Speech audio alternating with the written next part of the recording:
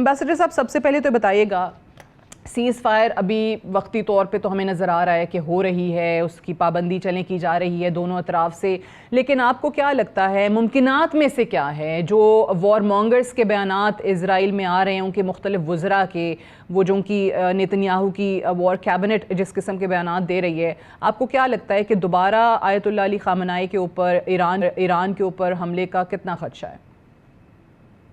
ये देखें, इजराइल पे और जो उनकी हुकूमत है, ये एक्सट्रीमिस्ट हुकूमत है, इन पे कोई एतबार नहीं कर सकता है कि वो क्या कर सकते हैं। उन्होंने हर तरफ इंटरनेशनल लॉ की खिलाफ वर्जी की है, पर उनके ऊपर जब तक कि अमेरिका का दबाव है कि जंग जारी वापस ना हो और जो सीज फायर ट्रंप साहब ने ऐलान कर दिया है उसको मुकम्मल रखें, तो मेरे ख्याल में उससे वो रुक जाएंगे अगर अमेरिका उनके ऊपर प्रेशर डालता है।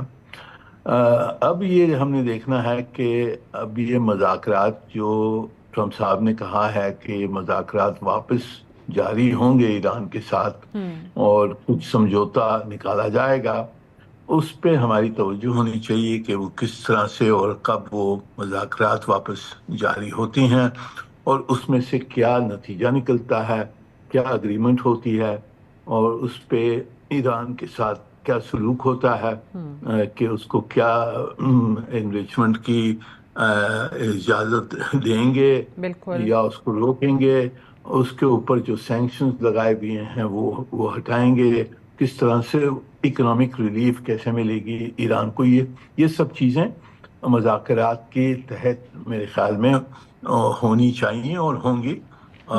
तो जब तक ये मज़ाकरात का मसला जारी है उस वक्त तक मेरे ख्याल में ये सीज़ फायर मुकम्मल रहेगा। ठीक है। अच्छा, अब मुज़ाकरात के एम्बेसडर साहब जब बात करते हैं तो ऑब्वियसली अमेरिका के और ईरान के ऑलरेडी मुज़ाकरात हो रहे थे और एक और राउंड होना था जिससे ठीक 2 दिन पहले इजराइल ने ईरान पर हमला कर दिया था, और साथ ही अभी जब सीज़ फायर अनाउंस हुआ उसके बाद दोबारा इजराइल ने जब ईरान पर अटैक किया तो हम सब ने सुने प्रेसिडेंट ट्रंप की जो फ्रस्ट्रेशन थी, जो गुस्सा था, उन्होंने कहा I am not happy with Israel, I am really unhappy with Israel. सो क्या इस चीज़ की भी कोई एश्योरेंस है, कोई गारंटी है कि इजराइल वाकई में जो प्रेसिडेंट ट्रंप के कंसर्न्स, रिजर्वेशंस उस वक्त वो खातिर में नहीं लाए, वो अब क्या लाएंगे? जी, उस वक्त मेरे ख्याल में उन्होंने जो मज़ाकरात जारी थे उनको सैबोटाज किया जी, प्रीएम्प्टिव स्ट्राइक की और अमेरिका से ये कहा कि जी ये मौका है कि ईरान का जो इन्वेस्टमेंट प्रोग्राम है वो मुज़ाकरात के साथ शायद बंद ना हो, पर हमने हमला कर दिया, अब आप भी शामिल हो जाएं। तो अमेरिका भी शामिल हो गया। पर अब वो देखते हैं कि जी जो उनकी ईरान की फैसिलिटीज़ हैं उसको नुकसान काफ़ी हुआ है और इन हालात में ये हमलों के बाद में उनकी शायद ये एक्सपेक्टेशन है कि ईरान ज़्यादा नरमी दिखाएगा और कुछ न कुछ वो मुज़ाकरात के तहत उसके ऊपर कोई पाबंदियां लगा सकें एनरिचमेंट के बारे में। ये उनकी एक्सपेक्टेशन है, पर देखते हैं अभी मुज़ाकरात में क्या होता है, ईरान का क्या बर्ताव होता है। ठीक, और अच्छा, ईरान क्या पोजीशन लिया। बिल्कुल। एम्बेसडर साहब, ये जो 3 न्यूक्लियर साइट्स पे अटैक हुआ, अब ऑब्वियसली हमने आयतुल्लाह अली ख़ामेनी का कल बयान देख लिया कि बहुत एग्जेजरेट कर रहे हैं, हमें इतना नुकसान नहीं हुआ है, और IAEA का एक स्टेटमेंट आया, वो ऑब्वियसली हर ऐसे हमले के बाद न्यूक्लियर साइट को चेक किया जाता है फॉर रेडिएशंस। उन्होंने भी कहा कि जी यहाँ पे कोई रेडिएशन की रिपोर्ट नहीं मिली, तो जिससे ख्याल ये किया जा रहा है कि ईरान वहाँ से ऑलरेडी तमाम अज्जा कहीं पे शिफ्ट कर चुका था, ट्रांसफ़र हो चुके थे।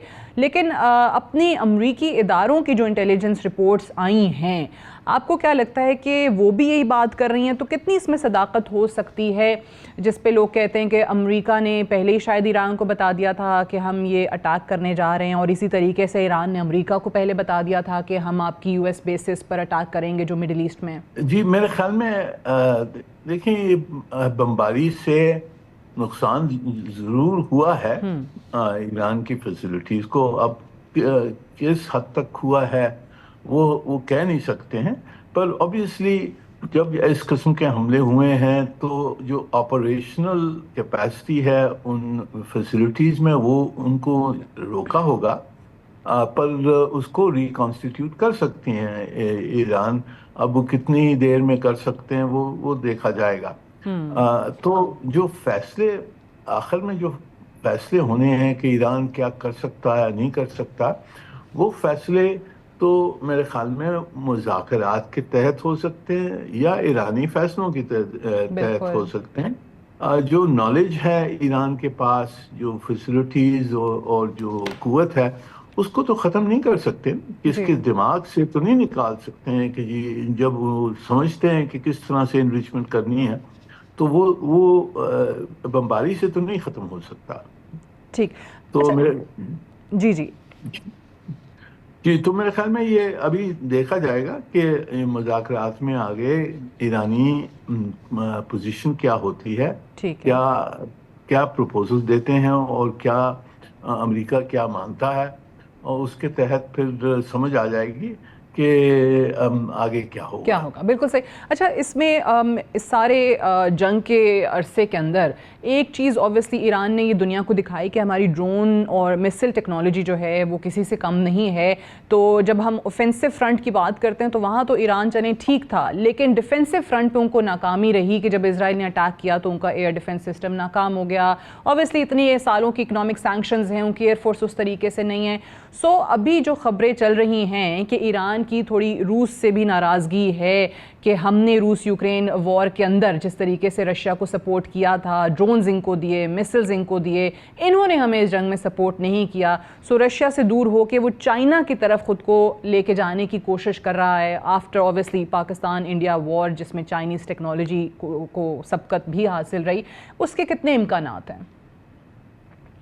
جی میرے خیال میں ہم یہ تو فی الحال تو اسپیکولیشن ہے، کیونکہ اس قسم کی جو رخ چلتی ہے اس میں کوئی اعلان تو نہیں ہوگا کہ کس طرح سے ایران کیا اسٹریٹجی بنائے گا. ہم نے دیکھنا ہے کہ ایران کیا کر سکتا ہے اور کیا کرے گا اس کے آگے. پر اس وقت ہماری نظر یہی ہونی چاہیے، ایک کہ مذاکرات میں کیا ہوتا ہے اور وہاں کس طریقے سے ہم اور دوسرے جو ایران کے ہمسائے ہیں اور دوست ہیں وہ ان کو ایک فیئر ڈیل ملنی چاہیے. کہ اس کے اوپر اب حملہ ہوا ہے، اگریشن ہوئی ہے، تو اس کے نتیجے میں ان کے ساتھ جو سلوک ہوگا وہ ایک فیئر اور جسٹ آؤٹ کم اس کا آنا چاہیے. اور اس میں ہماری ڈپلومیسی اور جو ہمارے دوست ہیں چین، روس اور اسلامی ممالک، وہ سب جمع ہو کے ایران کی حمایت کر کے اور ایک فیئر اور جسٹ سلوشن ڈھونڈیں.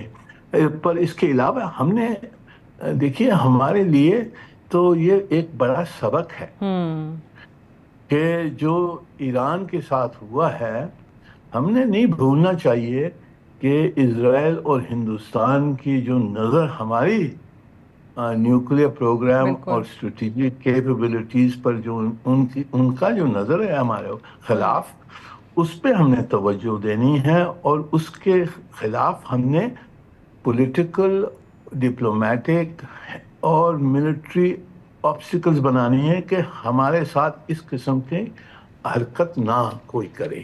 صحیح. اچھا امبیسڈر صاحب، یہ ایران پہ جو اٹیک ہوا ہے انفارچونیٹلی بدقسمتی کے ساتھ یہ کہنا پڑتا ہے کہ اس میں ٹھیک ہے مسلمان ممالک سے وہ روایتی مذمتی بیانات تو آئے ہیں، لیکن کوئی پریکٹیکل ہیلپ نہیں مل سکی ایران کو، اور ساتھ ہی ایران کے خلاف کافی مسلمان ممالک بھی بیانات دیتے رہے، ماضی کی میں بات کر رہی ہوں.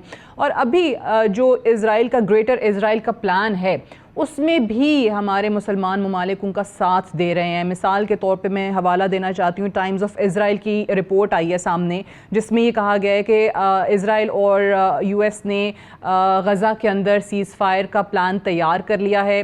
4 مسلمان ملک جو ہیں، عرب ملک جو ہیں، وہ کنٹرول سنبھالیں گے غزہ کا، ویسٹ بینک جائے گا اسرائیل کے پاس، سیریا اور سعودی عرب جو ہیں وہ ایکسیپٹ کریں گے اسرائیل کو، ابراہم اکارڈ جو ہے اس پہ دستخط کیے جائیں گے. یہ ٹائمز آف اسرائیل رپورٹ کر رہا ہے اور اس چیز پہ بڑے سیلیبریشنز چل رہی ہیں. پورے اسرائیل کے اندر بڑے بڑے بل بورڈز لگائے گئے ان تمام رہنماؤں کی تصاویر کے ساتھ. اور پچھلے دنوں جو MBS کی اور پریزیڈنٹ ٹرمپ کی سیرین لیڈر سے بھی ملاقات ہوئی ہے، سینکشنز اٹھانے کی بات کی جا رہی ہے، وہ بھی اسی تناظر میں ہو رہی ہے. تو کیا ہمارے اپنے لوگ استعمال نہیں ہو رہے ہیں گریٹر اسرائیل کے لیے؟ یہ دیکھیں، یہ اسرائیلی آبجیکٹیوز جو ہیں وہ تو ہم سب جانتے ہیں کہ وہ گریٹر اسرائیل بنانا چاہتا ہے، پر آپ نے یہ بھی دیکھنا ہے کہ غزہ کی جنگ کے بعد میں جو پوزیشن لی ہے عرب ملکوں نے، اسپیشلی سعودی عربیہ نے جو پوزیشن لی ہے، اور MBS نے جو اعلان کیا تھا کہ اسرائیل نے جینوسائیڈ کیا ہے غزہ میں، اور اسرائیل کے ساتھ ہماری نارملائزیشن نہیں ہو سکتی ہے جب تک کہ وہ فلسطینین اسٹیٹ نہ بنیں گے. تو یہ پوزیشن تو مکمل ہے میرے خیال میں، اس سے تو نہیں ہٹے ہیں وہ. اور اسرائیلی جو بھی چاہیں، امریکہ بھی جو چاہے، جو عرب ملک ہیں وہ سمجھتے ہیں کہ فلسطین کا جو سلوشن جب تک کہ نہیں ہوگا تو ان کی خود کی عوام جو ہے وہ نہیں مانے گی. تو ان کو اپنی عوام کی تحت پوزیشن یہی لینی پڑے گی کہ جی فلسطین کا مسئلہ پہلے اس کو حل کریں، فلسطین کو رائٹس دیں، اس کے بعد میں نارملائزیشن کی بات ہو سکتی ہے. Right. Ambassador Munir Akram, thank you very much for joining us today on the show. باخبر رہیے ہر جگہ ہر وقت بر وقت. ابھی سنو نیوز کا YouTube چینل سبسکرائب کریں اور بیل آئیکن پر کلک کریں اور جانیے ملکی اور غیر ملکی حالات و واقعات یقین کے ساتھ.